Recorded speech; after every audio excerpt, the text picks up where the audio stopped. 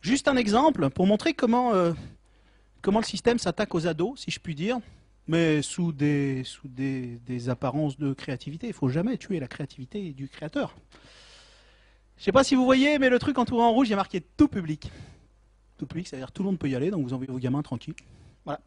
Et donc c'est un film,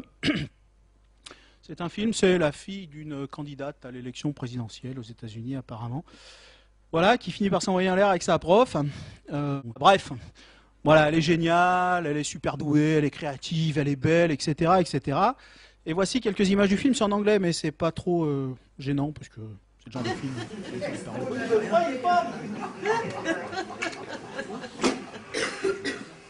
On en grille une d'abord. D'abord, ce qu'il y a plus marre. Ah bah quand même. Messieurs, n'y comptez pas, c'est fini. Terminé, vous aurez le film. Ce qui m'amène à la sexualité. Micro. Ce qui m'amène à la sexualité. Le micro est bienvenu. Donc vous avez eu une scène là. La sexualité, c'est quand même un problème important aussi. 70% des programmes tout public contiennent des références sexuelles à hauteur de 5 incidents par heure. Donc on en prend pas mal, c'est pas toujours un coït. Mais quand c'est une relation, quand c'est un coït effectif, dans la majorité des cas, 10 minutes avant, les gens ne se connaissaient pas.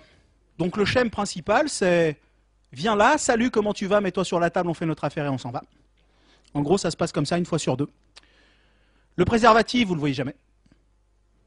Il sort pas. De temps en temps, comme ça, une fois. Alors je crois qu'ils ont regardé 400 ou 800 films, 400 ou 800 films, et qu'ils ont trouvé un préservatif qui sortait une fois de la pocket. Donc il sort pas. Encore une fois, pas de référence aux effets potentiellement négatifs, MST, grossesse précoce, etc. Ça sort pas. C'est toujours positif. Tout les belles nanas, les beaux mecs, tout ça. Voilà, pour que les parents soient bien conscients de ce que les gamins regardent. Vous connaissez tous Rihanna. Alors là, il a sorti deux des clips préférés des gamins, Rihanna et 50 Cent. Poétique, non? Donc encore une fois, c'est une petite partie de la vidéo là, de Bruno Harley, qui est vraiment un pédopsychiatre brillant, qui travaille beaucoup là-dessus.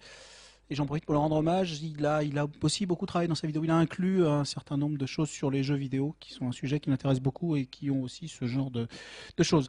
Voilà, donc intéressant, parce que je ne sais pas si vous avez vu les nanas, comment elles sont, mais c'est juste pas possible, quoi. Ça n'existe pas, des gens comme ça. Les mecs, souvent, alors ils sont pas comme moi, mais franchement, des comme ça, vous en voyez pas non plus beaucoup.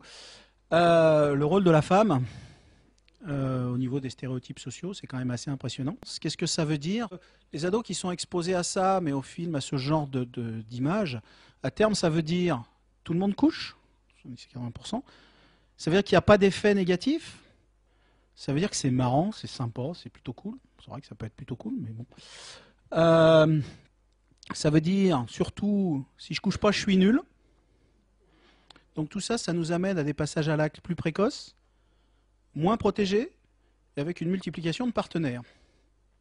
Donc ça, c'est pour ce qu'ont montré les études. Maintenant, les études épidémiologiques, une ou deux, juste pour la forme, il y en a beaucoup. Ils ont pris dans une étude des adolescentes de 13 ans qui étaient exposées à ce genre d'images. Alors là, c'était à la télévision. Et ils se sont aperçus que celles qui regardaient le plus la télévision, par rapport à celles qui la regardaient le moins, avaient 3 fois plus de chances de faire une grossesse précoce. Une autre étude qui a des résultats similaires, ils ont regardé sur les clips, et les gamins qui sont exposés à ces clips ont substantiellement plus de chances, ces clips vidéo, là, ceux que je viens de vous montrer, de contracter des maladies sexuellement transmissibles. Voilà, viens sur le bâton, je vais te montrer comment ça marche, juste la sucette, tout ça, ça marche. Voilà, maladies sexuellement transmissibles, incluant évidemment le HIV. Voilà, les résultats de ça. Et juste une petite, parce que, voilà, juste, ma gamine, la plus grande, elle est comme sa mère, l'inverse de moi, spirituelle, intelligente, belle, etc. Un jour, elle a été voir un truc, une série, elle était chez une copine en vacances, ça s'appelait Cœur Océan, je ne sais pas si même vous, il y en a qui l'ont vu, moi j'ai regardé après. Donc c'est des ados, et des ados, ils sont beaux, ils sont sur une île, sur une espèce d'île paradisiaque, il y a la mer autour, c'est bleu, il y a du soleil, il y a des bateaux, ils les poncent un peu la journée. Ils sont cons, c'est terrifiant. Et la question qui se pose, c'est avec qui je vais coucher ce soir. Compliqué. Donc la petite est revenue après avoir vu ça une fois.